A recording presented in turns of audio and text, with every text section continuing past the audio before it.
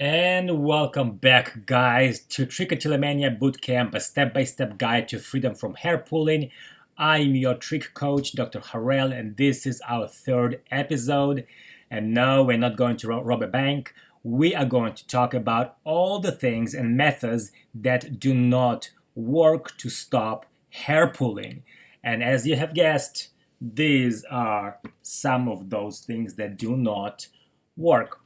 So, I divided all of the things that I've tried throughout my 30 years of struggle with hair pulling to 5 groups of the things that do not work with the acronym of bad war. And of course, we never want to have bad war. We don't really want to have war at all. Definitely not a bad one. So, bad war, barriers. The first group of methods, groups of tools that do not work is barriers. Barrier basically is anything that prevents your fingers from reaching the pulling destination, right? So to prevent my hands from pulling my eyebrows, eyelashes, I tried glasses and I tried hats, and I kind of sported this look quite a few evenings watching TV to prevent my fingers from getting to my eyebrows and eyelashes. That clearly did not work because at some point you'll have to take those things off and your fingers will find your hair again. Also, as a barrier, try taping my fingertips, taping my eyebrows. I know it sounds crazy, but I did that as well. What other barriers? Gloves. Where are those? Gloves did not work. At some point, you need to wash your hands. You need to grab something. Gloves will come off. Barriers just are not sustainable. They do not work long term. Second, deterrence. The best one I found was garlic. So what I did was, it wasn't super creative, right? I took a garlic juice and put it on my fingertips, and as you can guess, garlic juice and eyes are not the best combination. So my hope was that I will not pull my eyelashes while I have garlic on my fingers. Well, I cannot have garlic juice on my fingers all the time, so clearly it did not work. At some point, my fingers got back to my eyelashes and eyebrows. It was not sustainable. Deterrents don't really work.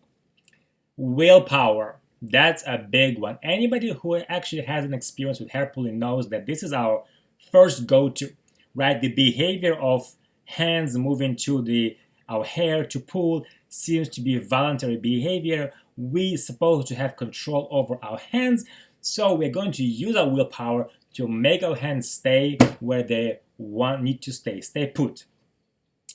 Everybody knows, and anybody who has experience with hair pulling knows that never ever works. So willpower is just a losing battle. Next one is alternatives. So by alternatives, what I mean is basically occupying your hands with anything that is not hair pulling, right? So getting squishy, cute things that is nice to hold and they have texture, and you can occupy your fingers with something else. Cute, doesn't work. Stress balls, to kind of massage something in your fingers, also doesn't work for longer than 1 minute, at least not for me. What other alternative?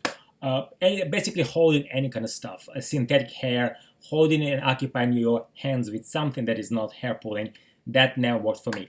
And last one, but not least, sounds actually very sexy, is the restraints. Nothing sexy about them in the context of hair pulling. They do not work. So when I try to limit the range of motion for my hands to prevent them from reaching my face, my eyebrows and eyelashes, that definitely did not work for very long. So all of those things, the bad war things, the barriers, deterrents, willpower, alternatives, and restraints, great ideas, nice try, does not work. Not only does it not work, it actually does some damage to us because it creates a false hope on one hand, and also it deepens our frustration and sense of helplessness when we try something that is not supposed to work, because none of it is actually something that can resolve the cause of hair pulling and get you into remission.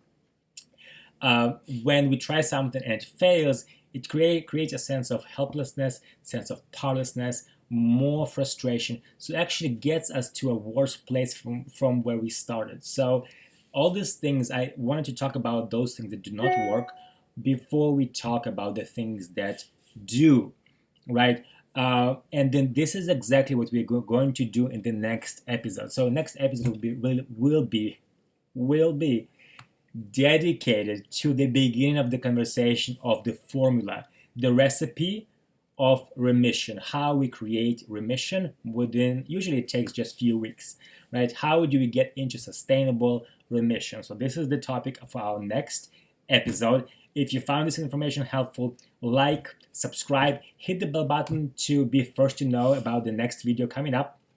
Share with people that you think might benefit from this information, and of course comment. I want this to be an interactive platform. I want to get your feedback to be able to, for us together to create this channel in such a way that it'll be able to help the most people.